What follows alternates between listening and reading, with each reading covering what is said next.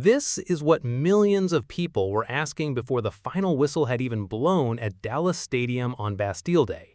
A question so precise, so loaded, so perfectly engineered to cut through every other conversation happening around this World Cup that one man waited until the post-match press conference to say it out loud, and then refused to answer it himself.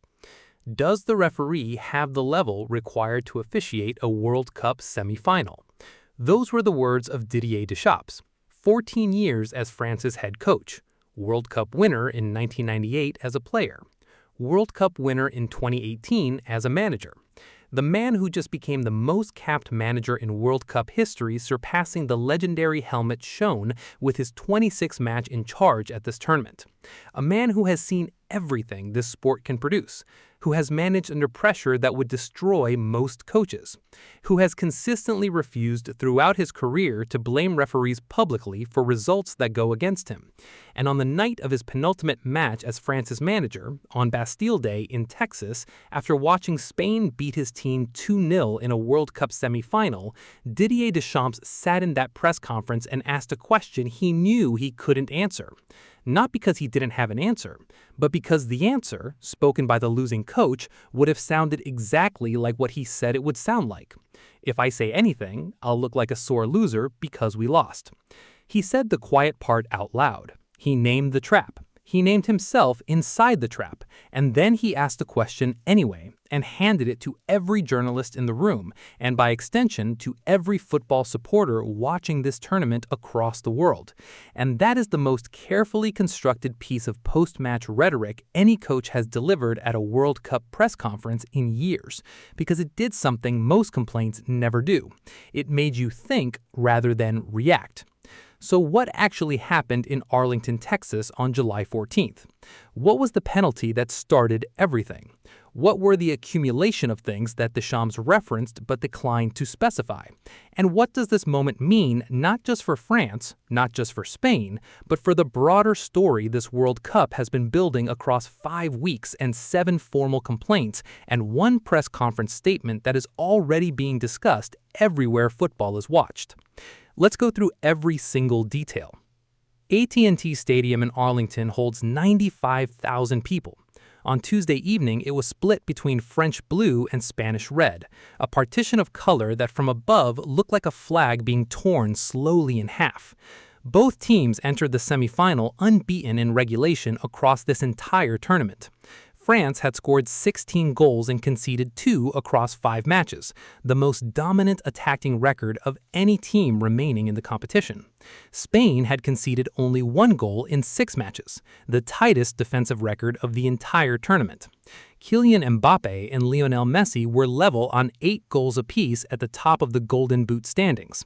This match was described, without exaggeration, as the final before the final, and for 22 minutes it justified every syllable of that hype. Then, Iwan Barton pointed to the spot.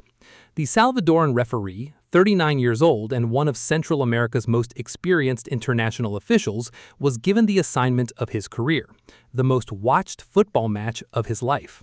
And in the 22nd minute, a sequence of events occurred that lasted approximately 3 seconds and generated a controversy that is going to follow this tournament into its final weekend. Here is exactly what happened. Marc Cucurella sent a cross from the left side of the penalty area to the opposite flank. Lamine Yamal, 19 years old the day before this match, came sprinting from Digne's blind side to meet the ball. Digne, France's left back, was attempting a headed clearance. The ball struck Yamal on his elbow as he leapt to meet it, making first contact with his arm rather than his foot or head. In the same motion, Digne's clearance attempt connected with Yamal's torso. Barton immediately pointed to the spot. No VAR review, no monitor visit. Immediate decision. Mipel Oyarzabal stepped up and buried it into the right corner past Mike Maignan, who had saved penalties throughout this tournament with a consistency that earned him the nickname Penalty Mike among French supporters. He didn't save this one. Spain led 1-0. France trailed in a World Cup match for the first time in this entire tournament, and the contest, which had promised to be the most balanced encounter of the knockout stage, shifted irrevocably in a single moment. Now here is the precise technical argument that France's coaching staff made, and that Deschamps telegraphed in his press conference without making it explicit. The ball made contact with Yamal's elbow before Digne's boot connected with his body. Under the handball law as currently applied at this World Cup and across UEFA and FIFA competitions, if a player gains possession through a handball, even unintentional, in the immediate build-up to creating an attacking opportunity, the advantage should not stand. If Yamal's arm touch is the action that allowed him to control the ball and enter the penalty box in a position to draw the foul, then the sequence that produced the penalty was initiated by a handball that should have been flagged. The French camp's argument was not that Dean didn't foul Yamal. He did. The contact was clear and it was in the box, and in isolation, it is a penalty. Their argument was that VAR should have reviewed whether Yamal's arm made the ball available to him in the first place, and that the non-review of that detail meant the penalty was awarded on an incomplete reading of the sequence. That is a technically coherent argument. It is also an argument that, in the current atmosphere surrounding this tournament's officiating decisions, lands very differently than it would have in a World Cup where 7 nations hadn't already filed formal complaints. And that human truth is what Deschamps was actually pointing toward when he said, it's not just a penalty, it's an accumulation of things. He wasn't cataloging specific incidents in that moment. He was invoking context, the wider context of a tournament that has made officiating decisions its defining storyline, in ways that no previous World Cup in the modern era has managed to sustain across 5 weeks. Here's the strongest possible case for the other side, because it deserves to be made honestly and completely. Yamal was kicked in the torso by Lucas Digne while in the penalty area. That contact is not ambiguous. The replays show a late challenge that connects with the body of an attacking player who is attempting to play the ball. A referee who sees that contact in real time and doesn't award a penalty is making an equally arguable call in the other direction. The arm touch, even if real, happens in a natural jumping motion and may not meet the threshold of deliberate handball that would void the advantage. Barton made a real-time judgment that a foul had occurred in the box and pointed to the spot. Multiple officiating analysts who reviewed the incident said the decision was defensible. Spain were the better team across 90 minutes across almost every statistical measure available. They had 8 shots to France's 2 by the time Borro scored the second. They won 60% of all duels. They limited Mbappe, a player who had scored 8 goals in 5 previous matches, to a marginal performance. Oyarzabal had 5 goals in the tournament. Borro's second goal was a combination of beauty and precision that had nothing to do with officiating. Spain were not gifted the semifinal. They won it with football. That is the strongest case for the other side, and it is substantial. Here is why it doesn't close the argument. Because Deschamps didn't say Spain didn't deserve to win. He did. He gave Spain full credit. He said his team was second best on a technical level, that Spain defended extremely well and left very little space, that France made too many technical mistakes to create the problems they needed to create against an opponent of that quality. He acknowledged the defeat. He accepted it. And then, having accepted it, having given Spain every credit that was due to them, he asked a question about the referee anyway. Because for him, those two things were not in conflict. Spain can win the match and the referee can still have been inadequate. Both can be true simultaneously. That distinction matters enormously in the context of this tournament.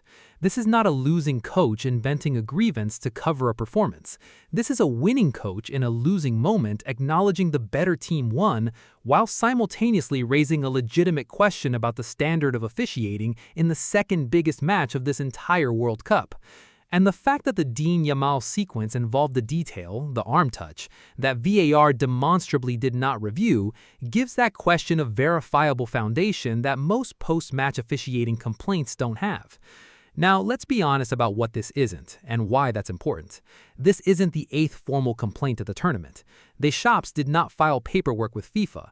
The French Football Federation has not issued a statement. Nobody has called for Barton's removal from the competition. What Deschamps did was something more subtle and more powerful than a formal complaint.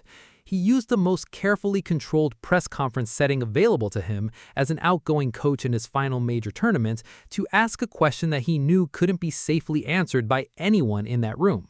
This isn't the first time.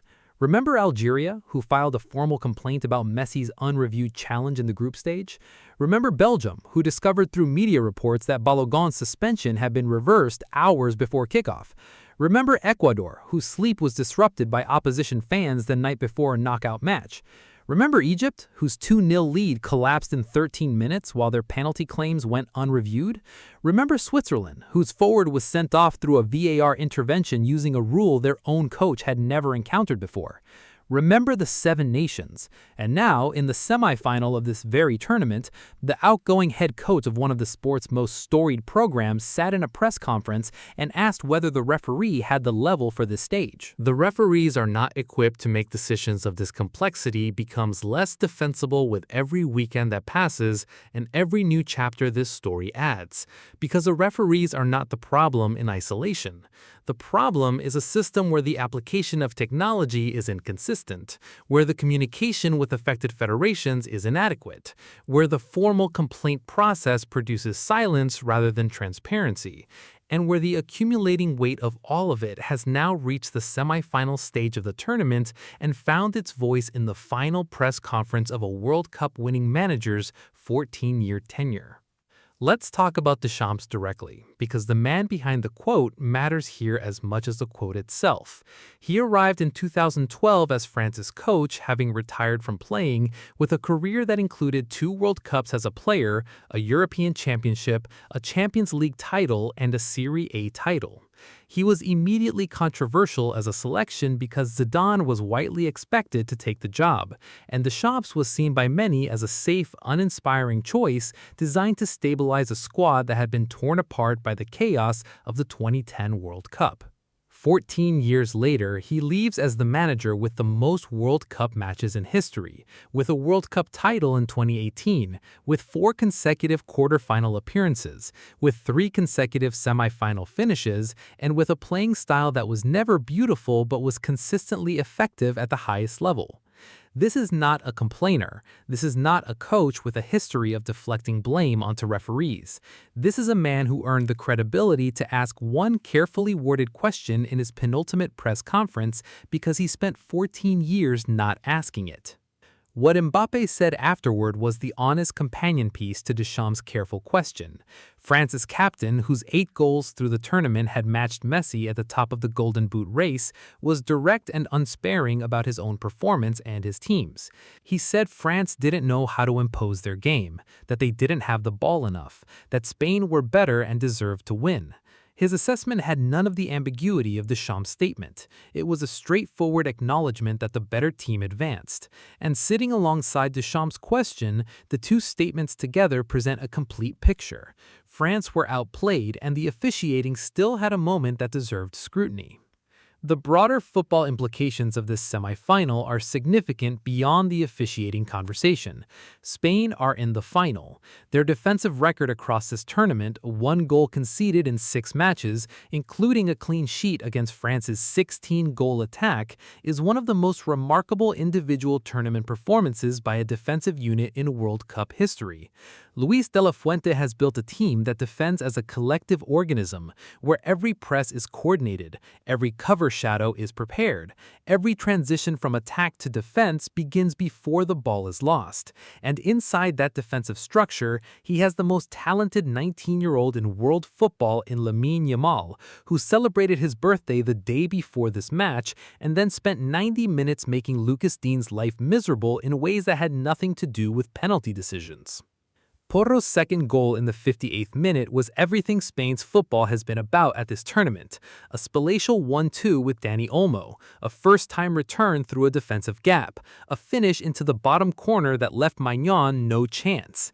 It was a goal built on the same combination play and structural intelligence that has defined every Spain performance since the group stage, and it was a reminder that whatever the conversation around Barton and the penalty, Spain's victory was built on football that deserved to go to a final.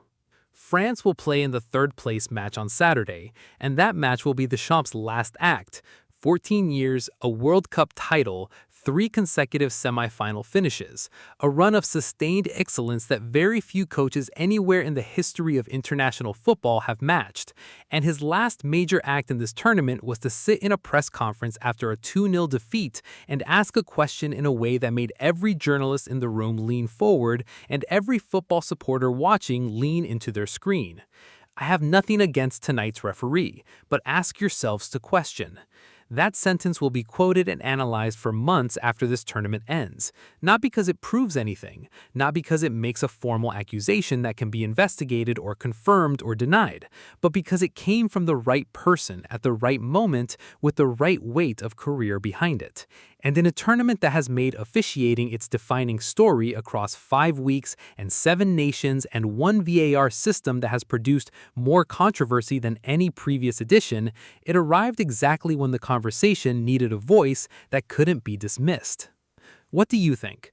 Does Deschamps' carefully worded question about Barton's level deserve a formal public response from FIFA's referees committee, given that it came from the most capped manager in World Cup history on the night of his penultimate match, and in the context of a tournament already drowning in officiating controversy?